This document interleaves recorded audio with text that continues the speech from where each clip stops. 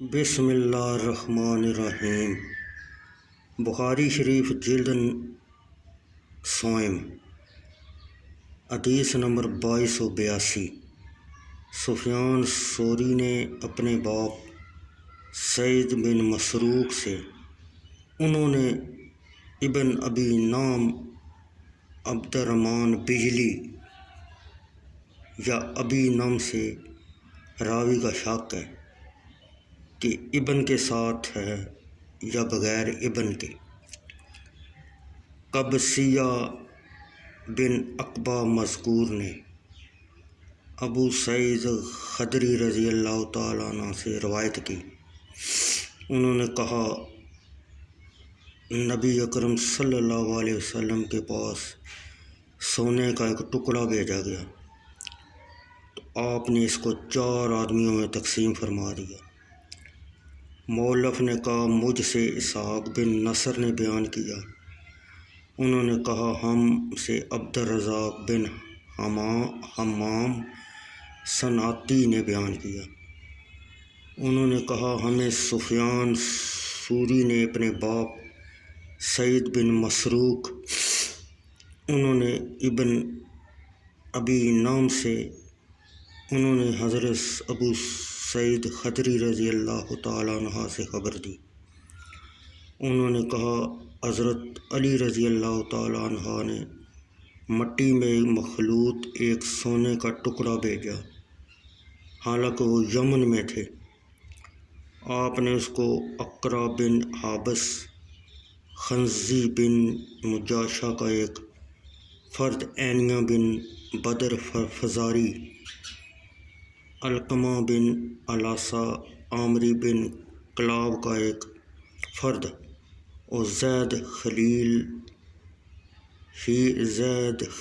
خیل تائی بنی نبان کا ایک فرد، ان چاروں کے درمیان تقسیم فرمایا۔ قریش اور انصار غصہ سے بھر گئے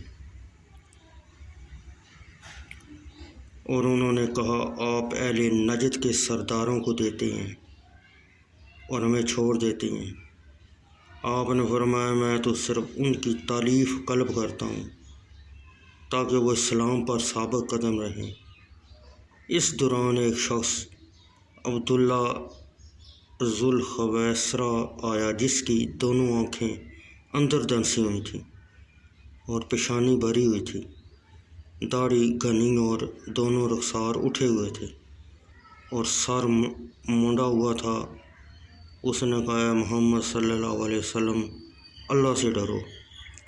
نبی اکرم صلی اللہ علیہ وسلم نے فرمایا جب میں نے ہی اس کی نافرمانی کی تو اس کی کون فرمان برداری کرے گا؟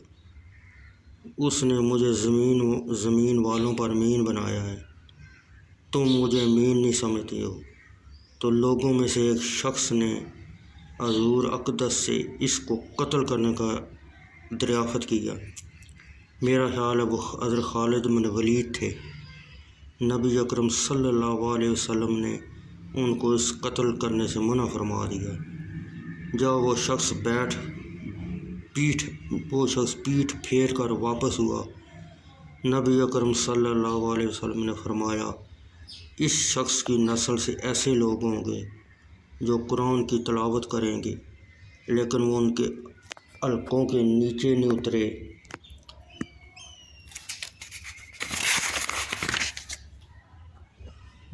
اترے گا، وہ اسلام سے ایسے نکل جائیں گے جیسے تیر شکار سے نکلتا ہے، وہ اہل اسلام کو قتل کریں گے اور بت پرستوں کو چھوڑیں گے۔